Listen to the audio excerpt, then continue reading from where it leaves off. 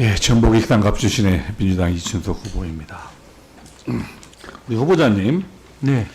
오늘 이 자리에 서시기 이전에 2018년도에도 이 고용한 김창석 김신대법관 후임의 자로 대법관 후보 추천위에서 최종 3위로 추천된 바 있죠. 네. 그 뒤에 18년도에 김창중 헌법재판관 후보자 때는 헌법재판소 재판관 후보 추천위에서 최종 후보로 추천된 적이 있죠. 네. 이번에 세 번째입니까? 네 번째입니다.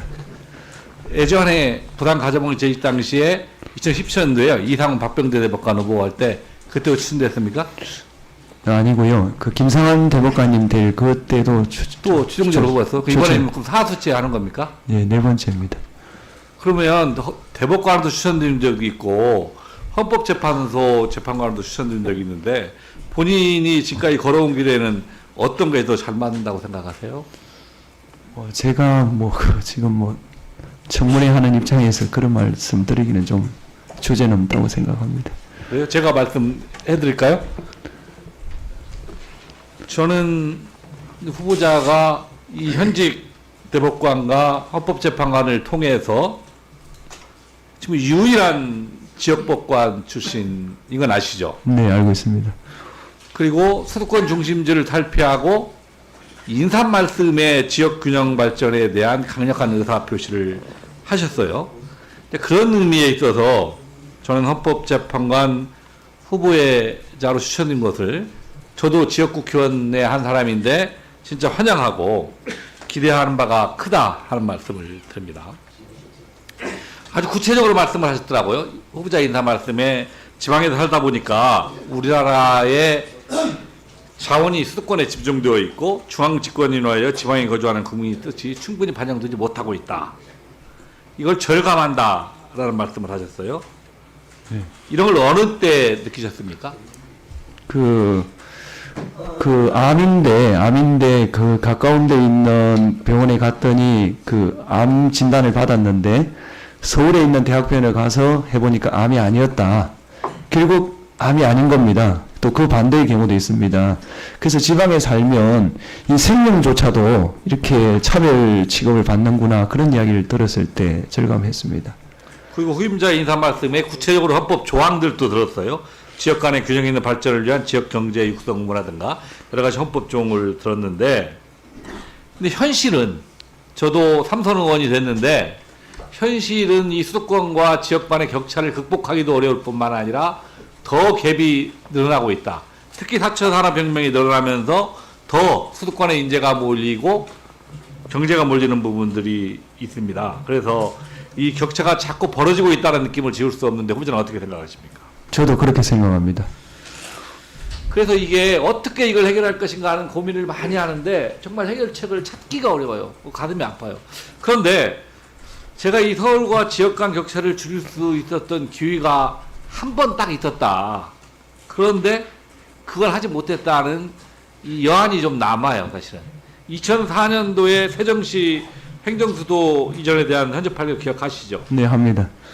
저는 그때 이게 이 관습법이라는 이름으로 수도권을 서울에 한정하지 않고 세종으로 내려갔다고 하면 정말 이 지역 균형 발전이 조금은 나아지지 않을까 하는 생각이 들어요. 제가 왜 이 질문을 만들었냐면 이 후보자한테 가장 의미 있는 판결이 무엇이냐 이렇게 질문을 하니까 이 동성동본 금문에 대해서 우리의 관습이라 하더라도 그것이 헌법이 추구하는 개인의 존엄이나 행복, 혼인과 가정에 관한 헌법 인정 등에 배치된다고 하면 더 이상 법적으로 존속할 수 없다고 판단한다.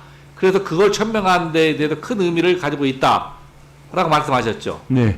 그럼 저는 이러한 논리라고 하면 이 관습법상으로 우리 서울이 수도다라는 판결이 달리 판결받을 수 있는 거 아니냐. 관습적으로 내려왔다 하더라도 이게 사실은 지금의 절차를 따르지 않아도 되는 거 아니냐. 지금 세계적으로 볼 때면 사실은 법에 의해서 수도를 정하는 경우도 있지만 우리 서울처럼 법의 명문 규정이 없이 런던이나 파리, 도쿄 등은 규정하고 있죠. 네. 그런 경우 있죠. 입법대가 다양한 걸로 알고 있습니다. 그렇다고 하면 이 개헌을 통해 수도를 반드시 이전해야 한다 하는 그 당시의 헌재의 판결은 달라질 수도 있는 거 아닌가 하는 생각이 들거든요. 후보자님 의견은 어떠십니까? 그 헌법재판소 결정은 존중합니다만 그 결정의 타당성에 대해서 학계를 중심으로 비판적 의견도 다소 있는 것으로 알고 있습니다.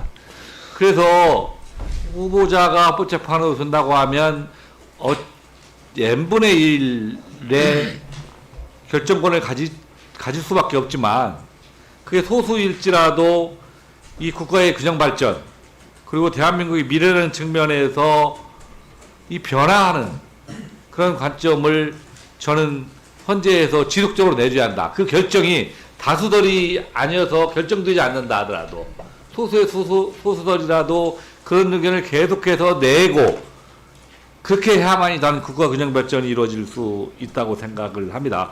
뭐 이게 저는 하나의 예입니다. 사실은 그 후보자가 서울 중심 사고가 아니라 지역 중심 사고를 가지고 있다. 또 뭐 다른 거에 비하면 뭐 소수자의 입장에 쓸 수도 있는 거 아닙니까? 이에 대해서 이 후보자의 소신과 각오를 한번 말씀해 주시기 바랍니다. 그 헌법재판소 결정은 뭐 제가 존중하고요. 그 사건이 또 어떤 형태로든 제기되면 좀 더 깊이 있는 연구를 해서 제가 답변 드리는 게 좋을 것 같습니다. 예. 예, 이상입니다.